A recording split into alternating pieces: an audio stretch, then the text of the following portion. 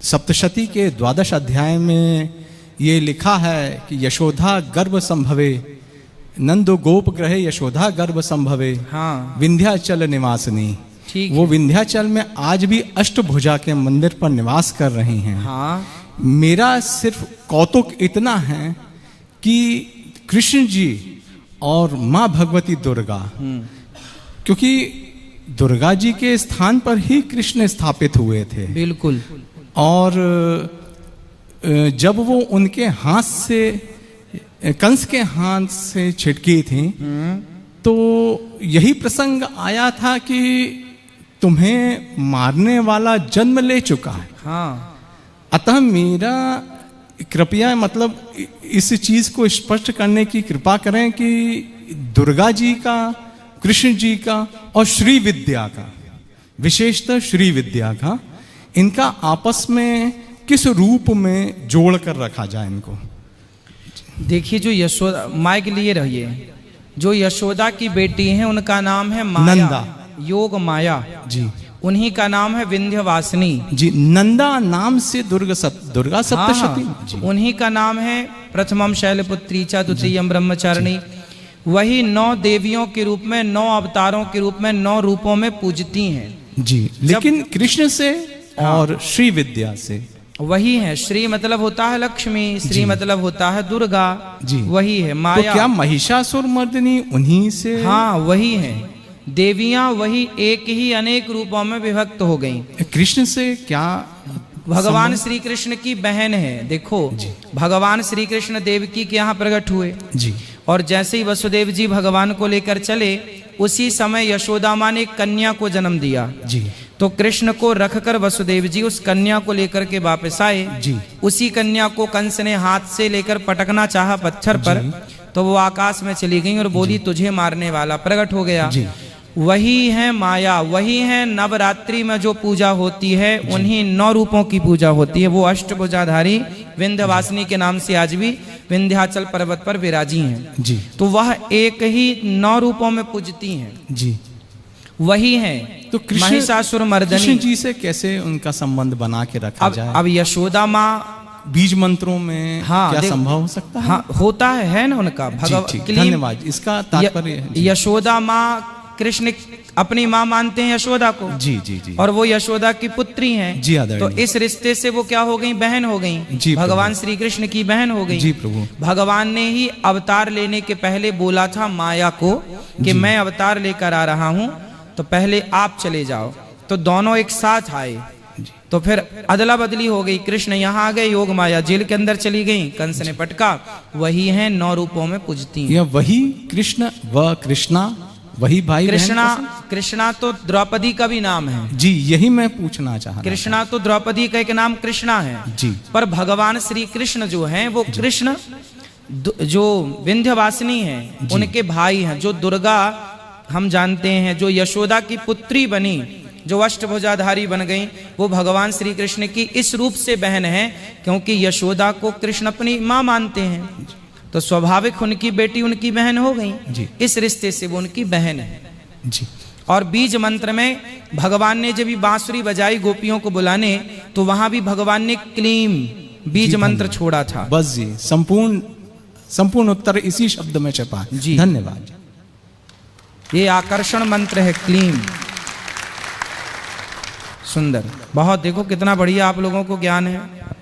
Mic दो जरा भैया को वापस, फिर से एक बार बात कर ले। आदरणीय प्रभु, इतना अच्छा आप पढ़े हैं, इतना अच्छा आप ज्ञान रखते हैं जी, तो ऐसी क्या, क्यों गलती ऐसी की है कि आपको? नहीं, मैंने कोई गलती नहीं की। चलिए अच्छा, सिर्फ श्री ज्यादा थी, उसको मैं झेल नहीं पाया या उस लायक। मेरे मौसी जी ने कहा कि ये श्री विषय तुम आनंद तो ले रहे हो, लेकिन क्षमता बनाने के लिए इसमें और गहनता की जरूरत है। चलो बढ़िया। लेकिन इसके पहले एक घटना हो गई। चलो अब ना करना कोई घटना। नहीं, मैंने कोई घटना नहीं की। ठीक है, मैंने कोई नहीं की है। सिर्फ सजा है, प्रारब्ध है, कोई कर्जा होगा जिसको चुकाना है, नहीं होगा तो आगे वो बराबर होगा। इस पर मेरा कोई संदेह नहीं है। जी जी, धन्यवाद। सही है। खुश रहिए, खुश रहिए। गुरुजी मैं आपसे एक चीज पूछना चाह रहा हूँ। जी। रामायण में लिखा है अहो भाग्य मानुष तन पावा और सुर दुर्लभ सब ग्रंथ गावा। बड़े भाग्य मानुष तन पावा सुर दुर्लभ सदग्रंथ गावा। ठीक है। तो हमारे बड़े भाग्य हैं जो मनुष्य का जन्म मिला हमें। हाँ। और मनुष्य का जन्म किस लिए मिला? राम नाम जपने के लिए। ठीक है। गुरुजी मैंने अपनी जिंदगी में जब से मैं समझदार हुआ हूँ, मेरी 36 साल की उम्र हो गई है, मैंने कोई ऐसा गलत कदम नहीं उठाया है जिसके भगवान के प्रति मैंने अच्छा ही कार्य किया है मैंने अपनी लाइफ में। ठीक है। पर मेरे जीवन में दुख क्यों आ रहे हैं? पूर्व जन्म के पाप हैं कि इसी जन्म के पाप हैं? दोनों हो सकते हैं। इस जन्म का भी हो सकता है, पिछले जन्म का भी हो सकता है। जिसका ही दंड पाने के लिए, जिसकी सजा काटने के लिए आपको यहाँ आना पड़ा।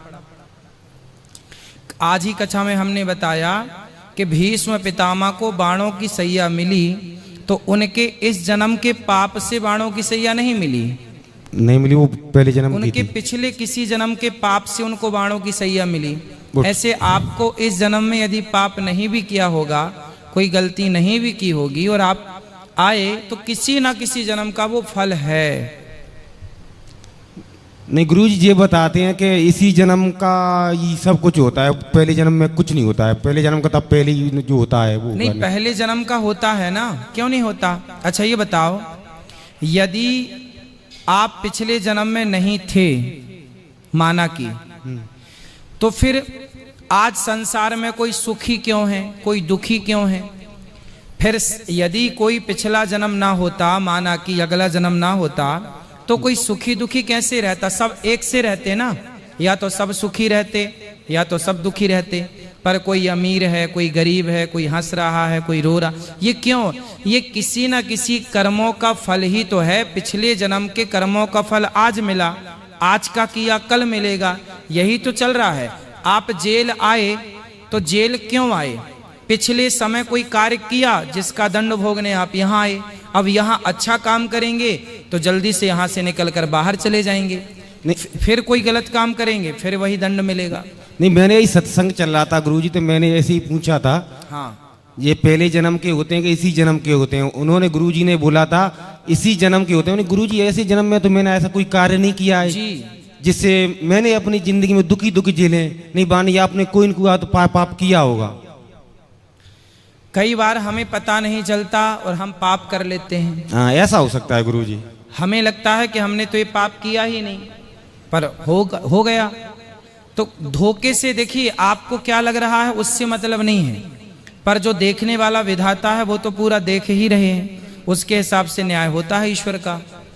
तो वो इस जन्म का, पिछले जन्म का, किसी ना किसी जन्म का कर्म दंड है, वो मिलता है।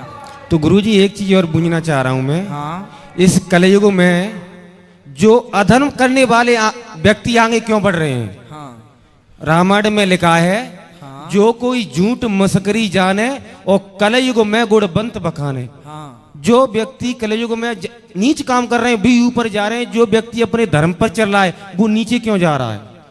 कलयुग का दोष है ये युग धर्म है। जैसे सर्दी आई तो आपको ठंडी लगेगी, स्वेटर पहननी ही पड़ेगी, ये सीजन का दोष है। गर्मी आई तो आपको गर्मी लगेगी ही लगेगी। उसी तरह कलयुग है तो कलयुग में यही है, सत्यम नास्ति तपः शौचम दया दानम न विद्यते। कलयुग में सत्य तो मानो जरा सा रह गया है, कहीं पड़ा होगा, बाकी झूठ ही चल रहा है। इसलिए बोलते हैं जमाना कितना भी झूठा हो पर आप झूठे मत बनो। ये धरती टिकी हुई है तो कुछ अच्छे 1% ही जो सत्य बचा है, उस 1% के बल पर ही ये धरती, कुछ आप जैसे भले लोगों के बल पर ये पृथ्वी, जो सत्यवादी है उनके बल पर ये पृथ्वी टिकी है, धर्म टिका है। इसलिए जमाना छोड़ दे झूठ। जमाना क्या कर रहा है? अच्छा देखो, जो रावण कर रहा था क्या वही काम राम भी करें? नहीं। फिर रावण जो कर रहा था उसे करने दो, लंकावासी जो कर रहे थे करने दो, पर राम ने तो वो काम नहीं किया। लंका में सारे लंकावासी गलत काम कर रहे थे पर विभीषण ने तो नहीं किया। तो इसका मतलब ये हुआ कि जैसे दांतों के बीच में 32 दांतों के बीच में एक जिह्वा रहती है, सुनहु पवन सुत रहनी हमारी, जिमि दस नहीं महु जीव विचारी। उसी तरह आज के कलिकाल में जहां 99 लोग झूठ कपट छल कर रहे हैं, उनके बीच में आप विभीषण की तरह भगवान के चरणों का आश्रय लेके रहो। यही इस कलिकाल से बचने का एक मार्ग है। भगवान के चरणों का आश्रय लो, काम करते रहो, भगवान का नाम जपते रहो।